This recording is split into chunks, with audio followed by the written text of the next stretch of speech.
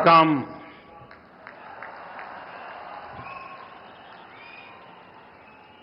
ஏன அம்பு தமிழ सौंधनगले तमिलनाडु के राज्यपाल एन रवि जी, केंद्रीय मंत्रिमंडल के मेरे सहयोगी अश्विनी वैष्णव जी, डॉक्टर एल मुरुगन जी, तमिलनाडु सरकार के मंत्रीगण, सांसद, अन्य महानुभाव और मेरे प्यारे भाई और बहनों, नमस्कार. வணக்கம்.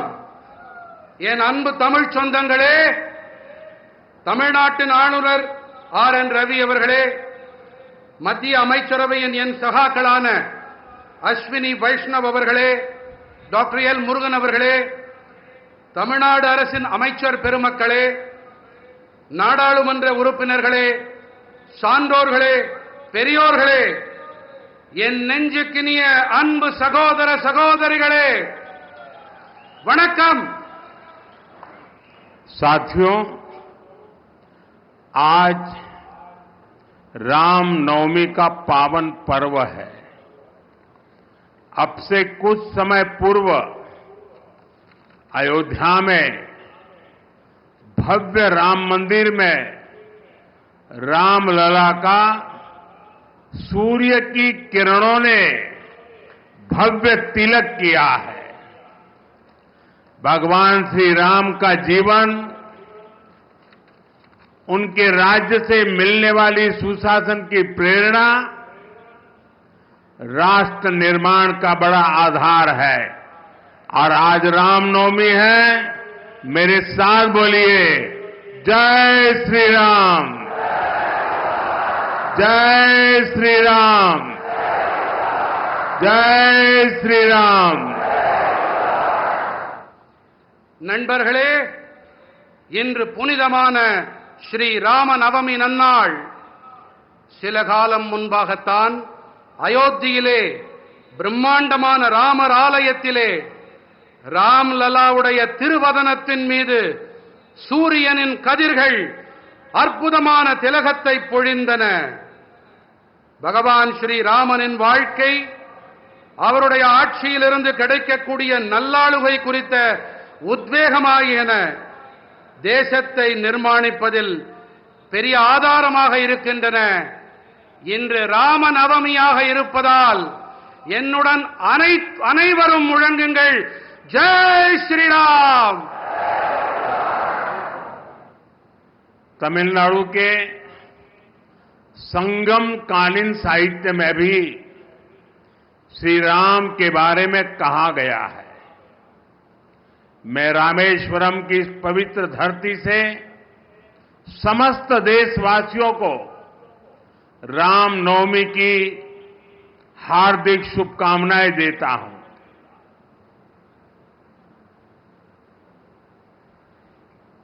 தமிழ்நாட்டின் சங்ககால இலக்கியத்திலும் கூட ஸ்ரீ ராமபிரானை பற்றி கூறப்பட்டிருக்கின்றது.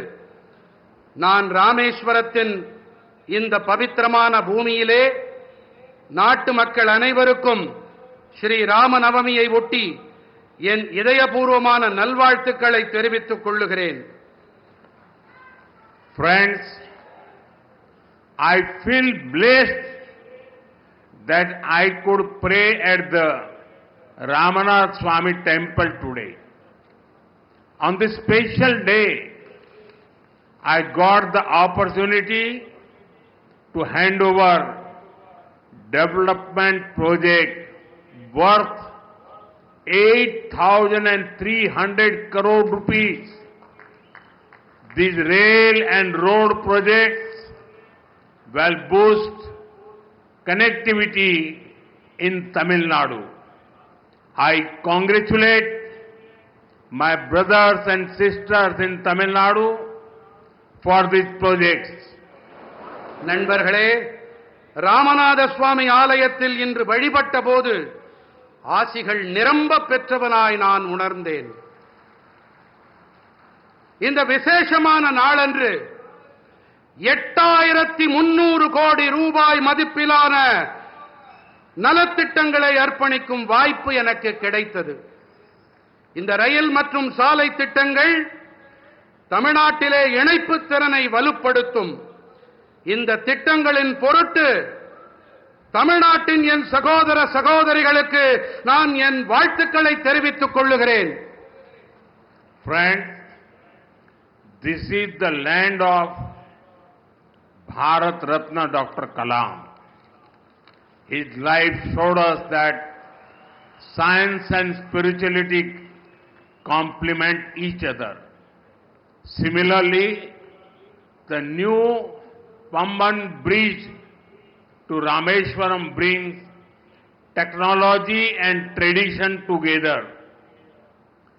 நண்பர்களே, இது பாரத் ரத்னா டாக்டர் கலாம் அவர்களின் பூமி. அறிவியலும் ஆன்மீகமும் ஒன்றையொன்று நிறைவு செய்பவை என்பது அவருடைய வாழ்வு நமக்கு காட்டுகிறது. அதே போல ராமேஸ்வரத்திற்கான இந்த புதிய பாம்பன் பாலமும் கூட தொழில்நுட்பத்தையும் பாரம்பரியத்தையும் ஒன்று சேர்க்கின்றது.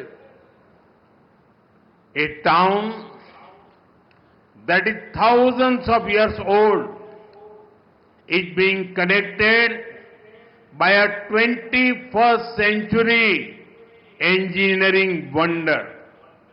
I thank our engineers and workers for their hard work. ஆயிரக்கணக்கான ஆண்டுகள் பழமையான ஒரு நகரம் 21ஆம் நூற்றாண்டின் ஒரு பொறியியல் அற்புதத்தால் இன்று இணைக்கப்பட்டிருக்கின்றது. தங்களுடைய தீவிரமான உழைப்பிற்காக நான் நமது பொறியாளர்களுக்கு என் நன்றிகளை தெரிவித்துக் கொள்ளுகிறேன். This bridge is India's first vertical lift railway sea bridge. Big ships will be able to sail under it. Trains will also be able to travel faster on it.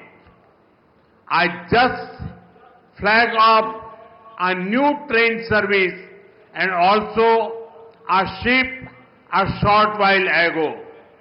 Once again, I congratulate the people of Tamil Nadu for this project. இந்த பாலம்தான் இந்தியாவின் முதல் செங்குத்து தூக்கு ரயில் வழி கடல் பாலம். இதற்கடியிலே பெரிய கப்பல்களாலும் பயணத்தை மேற்கொள்ள முடியும். ரயில்கள் இதன் மீது விரைவாக பயணிக்க இயலும். நான் சற்று நேரம் முன்னதாகத்தான் ஒரு புதிய ரயில் சேவையையும் ஒரு கப்பல் பயணத்தையும் துவக்கி வைத்தேன். இந்த திட்டத்தின் பொருட்டு தமிழ்நாட்டு மக்களுக்கு நான் மீண்டும் என் நல்வாழ்த்துக்களை தெரிவித்துக் கொள்ளுகிறேன். Friends, for many decades there was a demand for this bridge. With your blessings, we got the privilege of completing this work. Pamban Bridge supports both ease of doing business and ease of travel. It will have a positive impact on the lives of the lakhs of people. நண்பர்களே, இந்த பாலத்திற்கான தேவை பல பத்தாண்டுகளாக இருந்து வந்திருக்கின்றது. உங்கள் நல்லாசிகளோடு இந்த பணியை நிறைவு செய்யும் பேறு எங்களுக்கு கிடைத்திருக்கிறது. பாம்பன் பாலம் சுலபமாக வியாபாரம் செய்தல் மற்றும் சுலபமாக பயணம் மேற்கொள்ளுதல் ஆகியவற்றுக்கு ஆதரவாக இருக்கின்றது. பல லட்சக்கணக்கான மனிதர்களின் வாழ்விலே இது ஆக்கப்பூர்வமான தாக்கத்தை ஏற்படுத்தும். The new train service will improve the connectivity from Rameswaram to Chennai and other parts of the country. This will benefit both trade and tourism in Tamil Nadu. New jobs and business opportunities will also be created for the youth. Rameswaram தொடங்கி சென்னை வரையும் நாட்டின் பிற பகுதிகளுக்கும் இடையிலான இணைப்பினை இந்த புதிய ரயில் சேவை மேம்படுத்தும். தமிழ்நாட்டின் சுற்றுலா மற்றும் வணிகத்திற்கு இது ஆதாயங்களை அள்ளித்தரும். இளைஞர்களுக்கான புதிய வேலை வாய்ப்புகள் மற்றும் சந்தர்ப்பங்களை இது ஏற்படுத்தி தரும். साथियों, बीते 10 वर्षों में भारत ने अपने इकोनॉमी का साइज दोगुना किया है. इतनी तेज ग्रोथ का एक बड़ा कारण हमारा शानदार मॉडर्न इंफ्रास्ट्रक्चर भी है. बीते 10 सालों में हमने रेल, रोड, एयरपोर्ट, पोर्ट, बिजली, पानी, गैस पाइपलाइन ऐसे इंफ्रास्ट्रक्चर का बजट करीब 6 गुना बढ़ाया है. நண்பர்களே, கடந்த 10 ஆண்டுகளிலே பாரதம் தனது பொருளாதாரத்தின் அளவினை இரட்டிப்பாக்கி இருக்கின்றது. இத்தனை விரைவான வளர்ச்சிக்கான ஒரு பெரிய காரணம் என்று சொன்னால் நமது அருமையான நவீன கட்டமைப்பும் அதில் அடங்கும். கடந்த 10 ஆண்டுகளில் நாம் ரயில், சாலை, விமான நிலையம், துறைமுகங்கள், மின்னாற்றல், நீர், எரிவாயு குழாய்கள் போன்ற கட்டமைப்புகளுக்கான நிதி ஒதுக்கீட்டை 6 மடங்கு உயர்த்தி இருக்கின்றோம். आज देश में बहुत तेजी से मेगा प्रोजेक्ट पर काम हो रहा है. आप नॉर्थ में देखेंगे तो जम्मू कश्मीर में दुनिया के सबसे ऊंचे रेल ब्रिज में से एक चिनाब ब्रिज बना है. वेस्ट में जाएंगे तो मुंबई में देश का सबसे लंबा सी ब्रिज अटल सेतु बना है. ईस्ट में जाएंगे तो असम के बोगीबील ब्रिज के दर्शन होंगे और साउथ में आते हैं तो दुनिया के गिने चुने वर्टिकल लिफ्ट ब्रिज में से एक पंबन ब्रिज का निर्माण पूरा हुआ है. இன்று தேசத்தின் மிக விரைவாக மெகா திட்டங்கள் தொடர்பான பணிகள் நடைபெற்று வருகின்றன. வடக்கிலே நீங்கள் பார்த்தீர்களானால் ஜம்மு காஷ்மீரத்திலே உலகின் மிக உயரமான ரயில் பாலங்களில் ஒன்றான சினாப் பாலம் அமைக்கப்பட்டிருக்கின்றது. மேற்கிலே பார்த்தீர்கள் என்றால் மும்பையிலே தேசத்தின் மிக நீளமான கடல் பாலமான அடல் பாலம் அமைக்கப்பட்டிருக்கின்றது. கிழக்கிலே கவனித்தோம் என்றால் அசாமின் போகிபீல் பாலத்தை நீங்கள் பார்க்கலாம். மேலும் தெற்கு நோக்கி பயணித்தால் உலகின் வெகு குறைவான செங்குத்து உயர்த்தல் கொண்ட பாலங்களில் ஒன்றான பாம்பன் பாலத்தின் நிர்மாணம் நிறைவடைந்திருக்கின்றது. इसी तरह ईस्टर्न और western freight corridor, dedicated freight corridor भी तैयार हो रहे हैं. देश की पहली बुलेट ट्रेन पर तेजी से काम चल रहा है. वंदे भारत, अमृत भारत और नमो भारत जैसी आधुनिक ट्रेनें रेल नेटवर्क को और आधुनिक बना रही है. இதைப் போலவே கிழக்கு மற்றும் மேற்கு பிரத்யேகமான சரக்கு போக்குவரத்து இடைவழியும் கூட அமைக்கப்பட்டு வருகின்றது. தேசத்தின் முதல் புல்லட் ரயில் தொடர்பான பணிகளும் விரைவாக நடந்தேறி வருகின்றன. வந்தே பாரத், அம்ருத் பாரத் மற்றும் நமோ பாரத் போன்ற நவீன ரயில்களும் ரயில் வலைப்பின்னலை மேலும் நவீனப்படுத்தி வருகின்றன. साथियों, जब भारत का हर रीजन आपस में कनेक्ट होता है तो डेवलप नेशन बनाने का रास्ता मजबूत होता है. दुनिया के हर डेवलप नेशन, हर डेवलप रीजन में यही हुआ है. आज जब भारत का हर स्टेट आपस में कनेक्ट हो रहा है तो पूरे देश का पोटेंशियल सामने आ रहा है। इसका बेनिफिट भी देश के हर रीजन को हो रहा है, हमारे तमिलनाडु को हो रहा है। நண்பர்களே, பாரதத்தின் அனைத்து பகுதிகளும் பரஸ்பர இணைப்புகள் உடையவையாக ஆகும்போது வளர்ந்த தேசமாக ஆகும் பாதை மேலும் வலுவடைகிறது.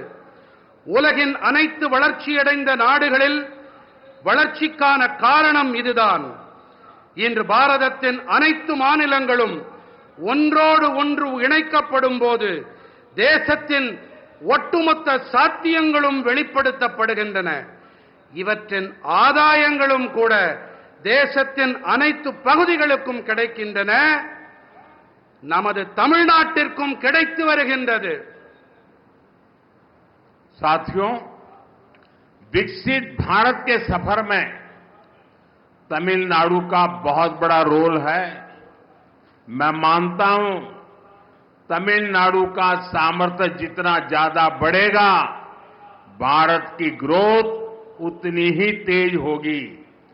बीते दशक में तमिलनाडु के विकास के लिए 2014 से पहले की तुलना में 3 गुना ज्यादा पैसा सेंटर से दिया गया है।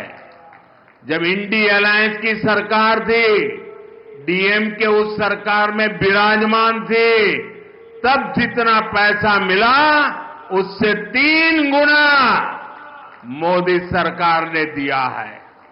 इससे तमिलनाडु की इकोनॉमिक और इंडस्ट्रियल ग्रोथ में बहुत बड़ी मदद मिली है।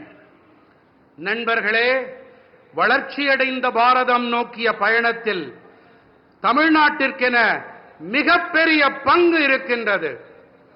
தமிழ்நாட்டின் வல்லமை எத்தனை அதிகம் உயர்கிறதோ, பாரதத்தின் வளர்ச்சியும் அந்த அளவுக்கு விரைவாகும் என்று நான் கருதுகிறேன். கடந்த 10 ஆண்டிலே தமிழ்நாட்டின் வளர்ச்சிக்காக 2014ஆம் ஆண்டிற்கு முந்தைய காலத்துடன் ஒப்பு நோக்கும்போது திராவிட முன்னேற்றக் கழகத்தின் ஆட்சி கூட்டணியில் இருந்தபோது இருந்ததை விட 3 மடங்கு அதிக நிதியை மத்திய அரசு அளித்திருக்கிறது. தமிழ்நாட்டின் பொருளாதாரம் மற்றும் தொழில்துறை வளர்ச்சிக்கு இது மிக அதிக அளவு உதவி இருக்கின்றது. साथियों, तमिलनाडु का इंफ्रास्ट्रक्चर भारत सरकार की प्रायोरिटी है। बीते 1 दशक में तमिलनाडु का रेलवे बजट 7 टाइम्स से ज्यादा इंक्रीज किया गया है। நண்பர்களே, தமிழ்நாட்டின் கட்டமைப்பு தான் பாரத அரசின் முதன்மை. கடந்த 10 ஆண்டிலே தமிழ்நாட்டின் ரயில் துறை பட்ஜெட்டிலே 7 மடங்கிற்கும் அதிகமான அதிகரிப்பு செய்யப்பட்டிருக்கின்றது. इसके बावजूद भी कुछ लोगों को बिना कारण रोते रहने की आदत है, वो रोते रहते हैं। இவற்றையெல்லாம் செய்த பிறகும் கூட சிலர் அழுது கொண்டே இருக்கிறார்கள்.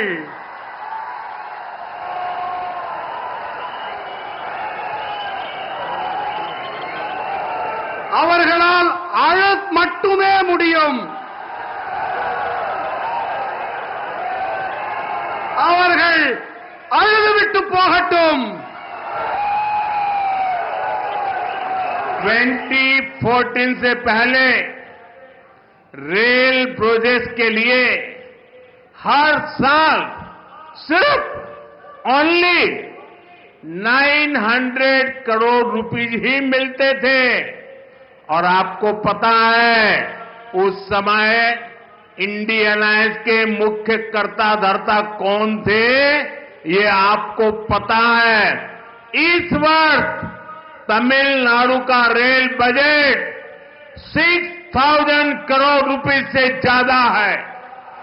भारत सरकार यहां के 77 रेलवे स्टेशन को मॉडर्न भी बना रही है। इसमें रामेश्वरम का स्टेशन भी शामिल है। 2014ஆம் ஆண்டிற்கு முன்பு வரை ரயில் துறை திட்டங்களுக்காக ஒவ்வொரு ஆண்டும் வெறும் 900 கோடி ரூபாய் மட்டுமே கிடைத்து வந்தது. அப்போதெல்லாம் கூட்டணியிலே யார் ஆட்சியில் அமர்ந்திருந்தார்கள் என்பதை நான் கூற தேவையே இல்லை. இந்த ஆண்டு தமிழ்நாட்டின் ரயில் பட்ஜெட் 6000 கோடி ரூபாய்க்கும் அதிகம்.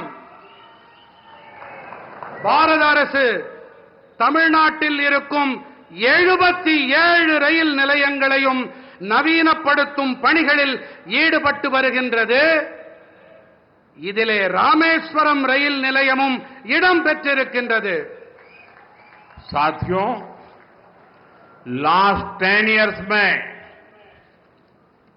प्रधानमंत्री ग्राम सड़क योजना के तहत गांवों के रोड और हाईवे के क्षेत्र में भी बहुत सारा काम हुआ है। 2014 के बाद तमिलनाडु में केंद्र सरकार की मदद से 4000 किलोमीटर रोड्स बनी है। चेन्नई पोर्ट को कनेक्ट करने वाला एलिवेटेड कॉरिडोर शानदार इंफ्रास्ट्रक्चर का एक बेहतरीन उदाहरण बनेगा. நண்பர்களே, கடந்த 10 ஆண்டுகளிலே கிராமப்புற சாலைகள் மற்றும் நெடுஞ்சாலைகள் துறையிலே கூட ஏராளமான பணிகள் மேற்கொள்ளப்பட்டிருக்கின்றன. 2014ஆம் ஆண்டிற்கு பிறகு தமிழ்நாட்டிலே மத்திய அரசின் உதவியோடு 4000 கிலோமீட்டர் அளவுக்கு சாலைகள் போடப்பட்டிருக்கின்றன. சென்னை துறைமுகத்தை இணைக்கவல்ல உயர்த்தப்பட்ட இடைவழி அருமையான கட்டமைப்பிற்கான மேலும் ஒரு எடுத்துக்காட்டு. आज भी करीब 8000 करोड़ रुपीस के रोड प्रोजेक्ट का शिलान्यास और लोकार्पण हुआ है. ये प्रोजेक्ट तमिलनाडु के अलग अलग डिस्ट्रिक्ट के साथ ही आंध्र प्रदेश के साथ भी कनेक्टिविटी बेहतर करेंगे. இன்றும் கூட சுமார் 8000 கோடி ரூபாய் மதிப்பிலான சாலை திட்டங்களுக்கான அடிக்கல் நாட்டப்பட்டு இவை தேசத்திற்கு அர்ப்பணம் செய்யப்பட்டிருக்கின்றது.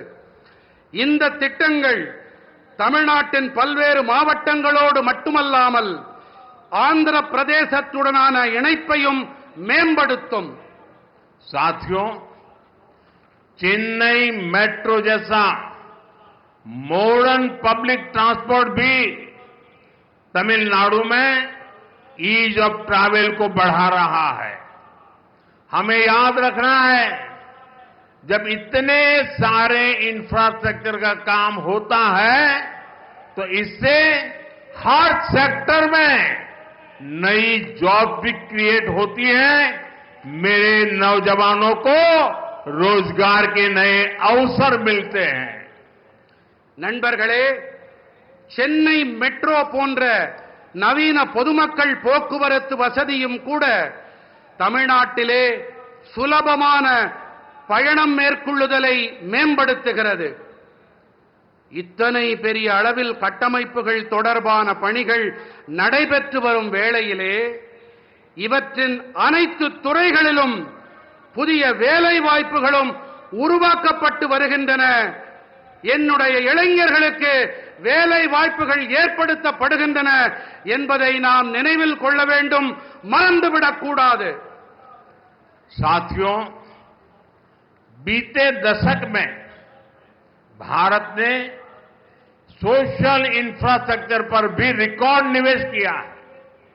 मुझे खुशी है कि तमिलनाडु के करोड़ों गरीब परिवारों को इसका बेनिफिट मिल रहा है.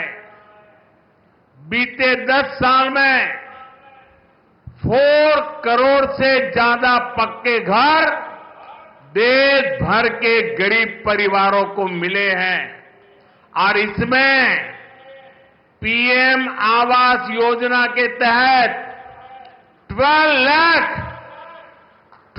लाख से ज्यादा पक्के घर यहां तमिलनाडु में मेरे गरीब परिवार के भाई बहनों को मिले हैं. நண்பர்களே, கடந்த 10 ஆண்டிலே பாரதம் சமூக கட்டமைப்பிலும் கூட சாதனை காணும் அளவுக்கு முதலீடுகளை செய்திருக்கின்றது. தமிழ்நாட்டின் கோடானு கோடி குடும்பங்களுக்கும் இவற்றால் ஆதாயம் கிடைத்து வருவது எனக்கு மட்டற்ற மகிழ்ச்சியை அளிக்கின்றது.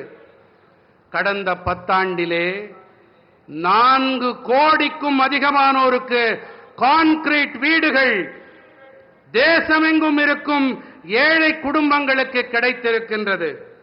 இவற்றிலே பிரதம மந்திரி குடியிருப்பு திட்டத்தின்படி 12 லட்சத்திற்கும் மேற்பட்ட கான்கிரீட் வீடுகள் இங்கே என்னுடைய ஏழை சகோதர சகோதரிகள் தமிழ்நாட்டிலே அவர்களுக்கு கிடைத்துவிட்டன. पिछले 10 सालों में गांवों में करीब 12 करोड़ परिवारों तक पहली बार पाइप से वाटर नीर पहुंचाया गया है. इसमें 1 करोड़ 11 लाख फैमिलीज मेरे तमिलनाडु की है. इनके घर में पहली बार टैप वाटर पहुंचा है. इसका बहुत बड़ा लाभ तमिलनाडु की मेरी माताओं बहनों को मिला है. கடந்த 10 ஆண்டுகளிலே கிராமங்களில் 12 கோடி குடும்பங்களுக்கு முதன்முறையாக குழாய் வழி குடிநீர் கொண்டு சேர்க்கப்பட்டிருக்கிறது.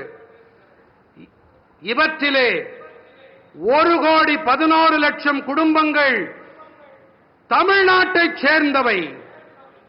இவர்களுடைய இல்லங்களிலே முதன்முறையாக குழாய் வழி குடிநீர் சென்றடைந்திருக்கிறது. இதனால் மிகப்பெரிய ஆதாயம் அடைந்தவர்கள் நம்முடைய தாய்மார்கள் சகோதரிகள் தான். साथियों, देशवासियों को क्वालिटी और सस्ता इलाज देने से ये हमारी सरकार का कमिटमेंट है. आप देखिए, आयुष्मान योजना के तहत तमिलनाडु में 1 करोड़ से ज्यादा ट्रीटमेंट हो चुके हैं. इससे तमिलनाडु के इन परिवारों के 8,000 करोड़ रुपीज जो उनकी जेब में से खर्च होना था वो खर्च बच गया है. मेरे तमिलनाडु के भाई बहनों के जेब में 8,000 करोड़ रुपीज, ये बहुत बड़ा आंकड़ा है. நண்பர்களே, நாட்டு மக்களுக்கு தரமான மற்றும் விலை மலிவான சிகிச்சை அளிக்கும் விஷயத்தில் நமது அரசாங்கம் அர்ப்பணிப்போடு செயல்கள் புரிந்து வருகின்றது. நீங்களே பாருங்கள், ஆயுஷ்மான் பாரதம் திட்டத்தின்படி தமிழ்நாட்டிலே 1 கோடிக்கும் மேற்பட்ட சிகிச்சைகள் நடைபெற்றாகிவிட்டன. இவற்றிலே தமிழ்நாட்டின் இந்த குடும்பங்கள் 8,000 கோடி ரூபாய், சிறிய தொகை அல்ல, 8,000 கோடி ரூபாய் செலவிலிருந்து காப்பாற்றப்பட்டிருக்கிறார்கள். என்னுடைய தமிழ் சொந்தங்கள் காப்பாற்றப்பட்டிருக்கின்றார்கள்.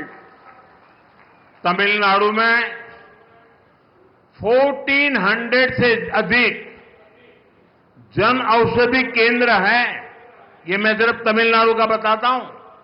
यहां जन औषधि केंद्र में 80% डिस्काउंट पर दवाएं मिलती है. इन सस्ती दवाओं से भी लोगों की जेब में 700 करोड़ रुपीज, मेरे तमिलनाडु के भाई बहनों के जेब में 700 करोड़ रुपीज की सेविंग हुई है। और इसलिए मैं तमिलनाडु के मेरे भाई बहनों को कहूंगा, अगर आपको दवाई खरीदनी है तो जन औषधि केंद्र से खरीदिए। आपको 1 रुपये की चीज 20 पैसे में, 25 पैसे में, 30 पैसे में मिल जाएगी। தமிழ்நாட்டிலே 1400க்கும் அதிகமான மக்கள் மருந்தகங்கள் இருக்கின்றன. 1400 நம்முடைய தமிழ்நாட்டில் மட்டுமே. இங்கே 80% வரையிலான தள்ளுபடி விலையிலே மருந்துகள் கிடைக்கின்றன. இந்த மலிவு விலை மருந்துகளாலும் கூட மக்களுக்கு 700 கோடி ரூபாய் சேமிப்பு ஏற்பட்டிருக்கிறது. ஆகையினாலே தான் கூறுகிறேன், நீங்கள் மருந்துகள் வாங்க வேண்டும் என்றால் இந்த மக்கள் மருந்தகங்களிலே வாங்குங்கள். 25 பைசா, 30 பைசா, 50 பைசாவிற்கு கூட உங்களுக்கு மருந்துகள் கிடைக்கும். साथियों, हमारा प्रयास है कि देश के नौजवानों को डॉक्टर बनने के लिए एब्रॉड जाने की मजबूरी ना रहे। बीते सालों में तमिलनाडु को 11 नए मेडिकल कॉलेज मिले हैं. நண்பர்களே, நாட்டின் இளைஞர்கள் மருத்துவ படிப்பு படிக்க அயல் நாடுகளுக்கு செல்ல வேண்டிய கட்டாயம் ஏற்படக்கூடாது என்பதே எங்களுடைய முயற்சி. கடந்த ஆண்டுகளிலே தமிழ்நாட்டிற்கு 11 புதிய மருத்துவக் கல்லூரிகள் கிடைத்திருக்கின்றன. साथियों, देश भर में कई राज्यों ने मातृभाषा में डॉक्टरी की शिक्षा आरंभ की है. अब गरीब से गरीब मां का बेटा बेटी भी जिसने अंग्रेजी नहीं पढ़ी है वो भी डॉक्टर बन सकते हैं.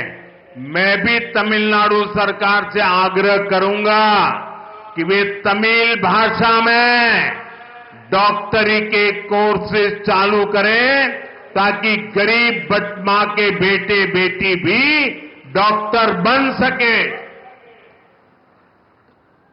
மருத்துவ படிப்பினை அதை தமிழிலே செய்ய வேண்டும் என்பதே எங்களுடைய பேரவா. இதற்காக இந்த படிப்பினை படித்த ஏழை தாய்மார்களுடைய குழந்தைகளும் அவர்களாலும் இதை படிக்க முடியும். அதற்காகத்தான் மருத்துவ படிப்பினை கூட தமிழிலே அதை அமைக்கப்பட வேண்டும் என்று நாங்கள் விரும்புகிறோம். இதன் பொருட்டு நான் வேண்டி விரும்பி மாநில அரசிடமும் கேட்டுக்கொள்ளுகிறேன், இந்த ஏழை குழந்தைகளும் மருத்துவ படிப்பை படிக்க வேண்டும் என்பதற்காக பாடத்திட்டத்தினை தமிழ் மொழியிலே செய்து தாருங்கள் என்று வேண்டி விரும்பி கேட்டுக்கொள்ளுகிறேன். साथियों, टैक्स पेयर का दिया हर पैसा गरीब से गरीब के काम आए, यही गुड गवर्नेंस है. तमिलनाडु के लाखों स्मॉल फार्मर्स को पीएम किसान सम्मान निधि के तहत लगभग 12,000 करोड़ रुपए दिए गए हैं. तमिलनाडु के फार्मर्स को पीएम फसल बीमा स्कीम से भी 14,800 करोड़ रुपए का क्लेम मिला है. நண்பர்களே, வரி செலுத்துபவர்கள் செலுத்தும் பணம் மிகவும் ஏழ்மையில் வாடும் மக்களுக்கு துணை வர வேண்டும். இதுதான் நல்லாளுகை. தமிழ்நாட்டின் லட்சக்கணக்கான சிறு விவசாயிகளுக்கு பிரதம மந்திரி விவசாயிகளுக்கான வருமான ஆதரவு திட்டத்தின்படி சுமார் 12,000 கோடி ரூபாய் அளிக்கப்பட்டிருக்கின்றது. தமிழ்நாட்டின் விவசாயிகளுக்கு பிரதம மந்திரி பயிர் காப்பீட்டு திட்டத்தின் வாயிலாக 14,800 கோடி ரூபாய் காப்புறுதி பணம் கோரல் நிறைவேற்றப்பட்டிருக்கிறது. साथियों, भारत की ग्रोथ में हमारी ब्लू इकोनॉमी का बहुत बड़ा रोल होने वाला है. इसमें तमिलनाडु की ताकत दुनिया देख सकती है. तमिलनाडु का हमारा फिशरीज से जुड़ा समाज बहुत मेहनती है. तमिलनाडु के फिशरीज इंफ्रास्ट्रक्चर को मजबूत करने के लिए स्टेट को जो भी मदद चाहिए वो केंद्र सरकार दे रही है. நண்பர்களே, பாரதத்தின் வளர்ச்சியில் நமது நீல பொருளாதாரத்திற்கு மிகப்பெரிய பங்கு அமைய இருக்கின்றது. இதிலே தமிழ்நாட்டின் பலத்தை உலகமே பார்த்து வியக்க இருக்கிறது. தமிழ்நாட்டின் நம்முடைய மீனவ சமூகம் மிகவும் கடினமாக உழைக்கக்கூடிய ஒரு சமூகமாகும். தமிழ்நாட்டின் மீன்வளத்துறை கட்டமைப்பினை வலுப்படுத்த வேண்டி மாநிலத்திற்கு தேவையான உதவிகள் அனைத்தையும் மத்திய அரசு அளித்து வருகின்றது. पिछले 5 साल में पीएम मत्स्य संपदा स्कीम के तहत भी तमिलनाडु को करोड़ों रुपए मिले हैं. हमारी कोशिश यही है कि मछुआरों को ज्यादा फैसिलिटीज मिले, आधुनिक सुविधाएं मिले, चाहे सीवीड पार्क हो या फिर फिशिंग हार्बर और लैंडिंग सेंटर हो. केंद्र सरकार यहां सैकड़ों करोड़ रुपए इन्वेस्ट कर रही है. கடந்த 5 ஆண்டுகளிலே பிரதம மந்திரி மீன்வள திட்டங்களின்படி தமிழ்நாட்டிற்கு கோடிக்கணக்கான ரூபாய் நிதியாக வழங்கப்பட்டிருக்கிறது. அதிகபட்ச நவீன வசதிகள் நமது மீனவர்களுக்கு வழங்கப்பட வேண்டும் என்பதே நம்முடைய முயற்சியாக இருக்கிறது. அது கடற்பாசி பூங்காவாகட்டும், மீன்பிடி துறைமுகமாகட்டும், படகுத்துறையாகட்டும், மத்திய அரசு இங்கே பல நூற்றுக்கணக்கான கோடி ரூபாயை முதலீடு செய்து வருகின்றது. हमें आपकी रक्षा सुरक्षा की भी चिंता है. भारत सरकार फिशरमैन के हर संकट में उनके साथ खड़ी है. भारत सरकार के प्रयासों से बीते 10 साल में 3,700 से ज्यादा फिशरमैन श्रीलंका से वापस लौटे हैं. इनमें से 600 से अधिक फिशरमैन तो पिछले 1 साल में फ्री हुए हैं. और आपको याद होगा, कुछ हमारे मछुआरा साथियों को फांसी की सजा हुई थी. उनको भी हम जिंदा भारत लौट करके ला करके उनके परिवार को सुपुर्द किया है. நமது பாதுகாப்பு தொடர்பான அக்கறையும் நமக்கு இருக்கிறது. பாரத அரசு மீனவர்களின் அனைத்து சங்கட காலங்களிலும் அவர்களுக்கு தோளோடு தோள் கொடுத்து வந்திருக்கின்றது. பாரத அரசின் முயற்சிகள் காரணமாக கடந்த 10 ஆண்டுகளில் மட்டும் 3,700க்கும் மேற்பட்ட மீனவர்கள் இலங்கையிலிருந்து மீட்டுக் கொண்டு வரப்பட்டிருக்கின்றார்கள். இவர்களிலே 600க்கும் அதிகமான மீனவர்கள் மட்டும் கடந்த ஓராண்டிலே மீட்டுக் கொண்டு வரப்பட்டிருக்கின்றார்கள்.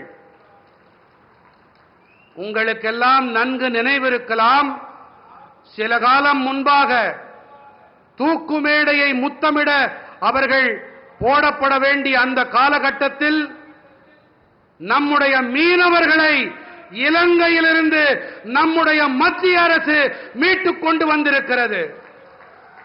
साथियों, आज दुनिया में भारत के प्रति आकर्षण बढ़ा है। लोग भारत को जानना चाहते हैं, भारत को समझना चाहते हैं। इसमें भारत के कल्चर का, हमारी सॉफ्ट पावर का भी बड़ा रोल है।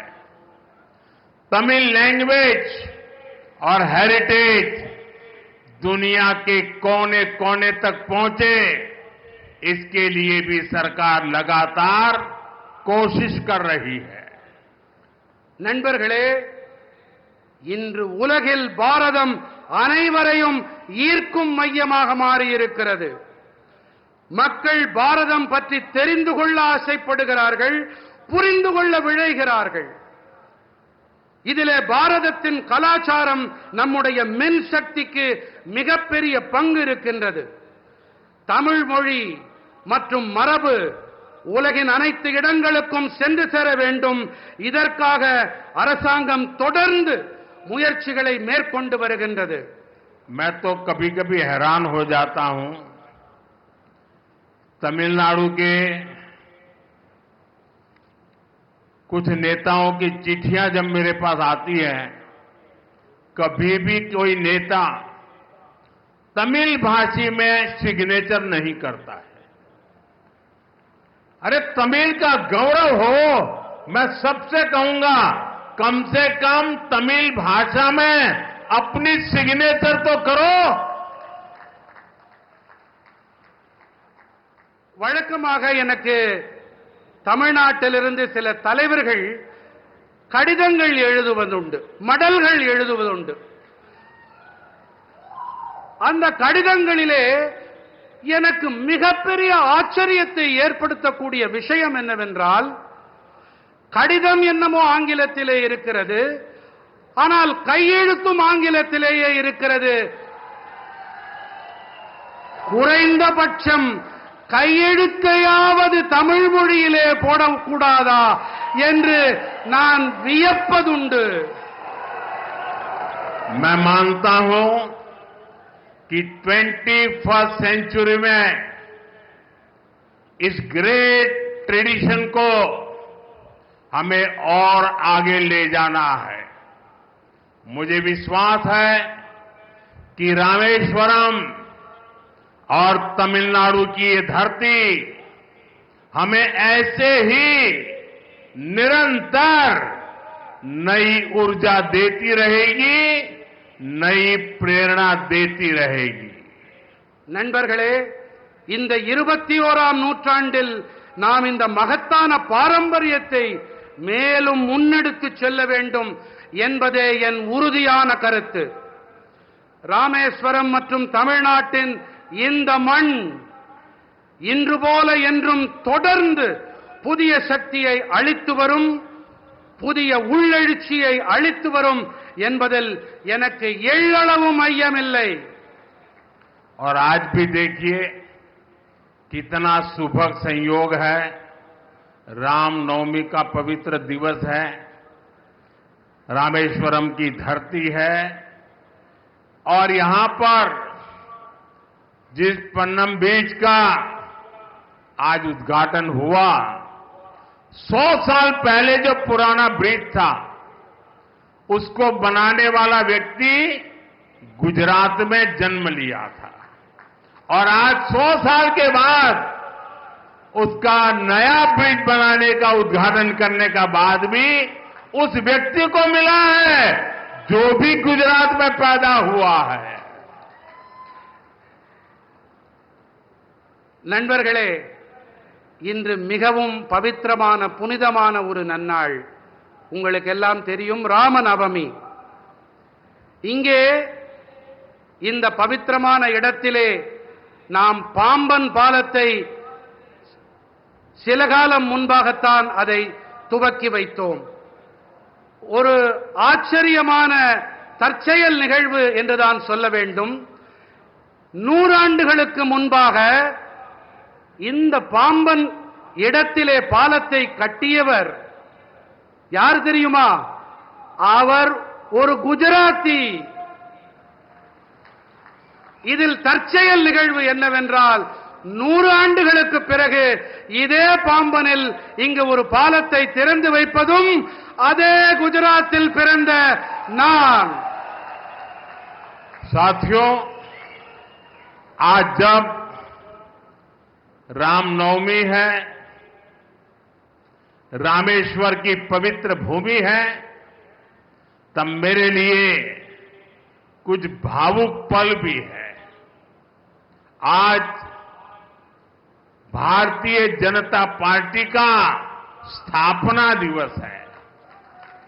सशक्त, समृद्ध और विकसित भारत के जिस लक्ष्य को लेकर के हम चल रहे हैं, उसमें बीजेपी के हर एक कार्यकर्ता का परिश्रम है. 3-3, 4-4 पीढ़ियां मां भारती के जय जयकार के लिए खप गई है. मेरे लिए गर्व की बात है कि भारतीय जनता पार्टी के उस विचार ने, भारतीय जनता पार्टी के लाखों कार्यकर्ताओं के परिश्रम ने आज हमें देश की सेवा करने का अवसर दिया है. आज देश के लोग बीजेपी सरकारों की गुड गवर्नेंस देख रहे हैं, राष्ट्रहित में लिए जा रहे हैं, वो निर्णय देख रहे हैं और हर हिंदुस्तानी का सीना चौड़ा हो रहा है. நண்பர்களே, இந்த புனிதமான ராமேஸ்வரம் பூமியிலே ராம நவமி நன்னாளிலே எனக்கு ஒரு உணர்ச்சி வயப்பட்ட ஒரு சூழ்நிலை என் மனதில் நிலவுகிறது. இன்று பாரதிய ஜனதா கட்சியின் நிறுவன நாளும் கூட.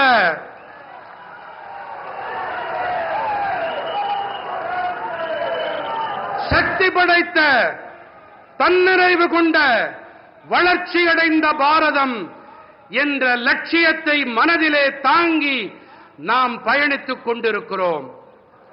இதற்காக பலர் 2, 3, 4 தலைமுறைகளாக கூட தங்கள் வாழ்க்கையை, பல தலைமுறைகளாக தங்கள் அனைத்தையும் இழந்து இதனை ஈட்டி இருக்கின்றோம். நாம் இதிலே பாரதிய ஜனதா கட்சியின் அனைத்து தொண்டர்களின் கடினமான உழைப்பு அடங்கி இருக்கிறது.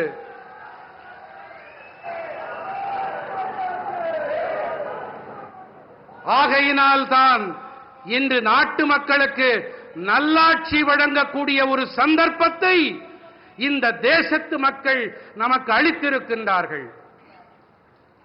இன்று நாட்டு மக்கள் அனைவரும் பாரதிய ஜனதா கட்சியின் நல்லாளுகையை கவனித்து வருகிறார்கள்.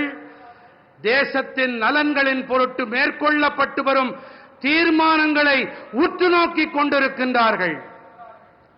देश के हर राज्य, हर कोने में जिस तरह बीजेपी के कार्यकर्ता जमीन से जुड़कर कार्य करते हैं, गरीबों की सेवा करते हैं, वो देखकर मुझे गर्व होता है.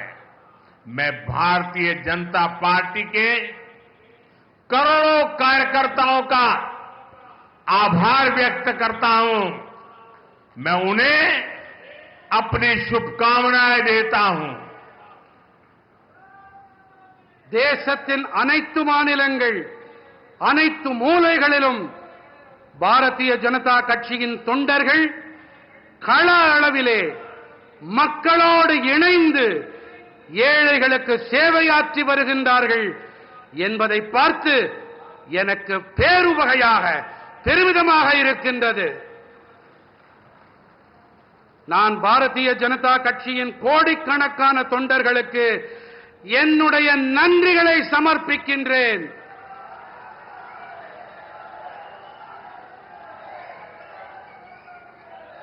உங்கள் அனைவருக்கும் என்னுடைய இனிய நல்வாழ்த்துக்களை காணிக்கையாக்குகின்றேன். एक बार फिर आप सभी को तमिलनाडु के इन सभी डेवलपमेंट प्रोजेक्ट्स के लिए बहुत बहुत बधाई देता हूं। नंद्री, वणक्कम, मिंडोम, संदीपम, भारत माता की, भारत माता की, भारत माता की। மீண்டும் ஒரு முறை உங்கள் அனைவருக்கும் தமிழ்நாட்டின் இந்த அனைத்து வளர்ச்சி திட்டங்களுக்கான நல்வாழ்த்துக்கள். நன்றி, வணக்கம், மீண்டும் சந்திப்போம்.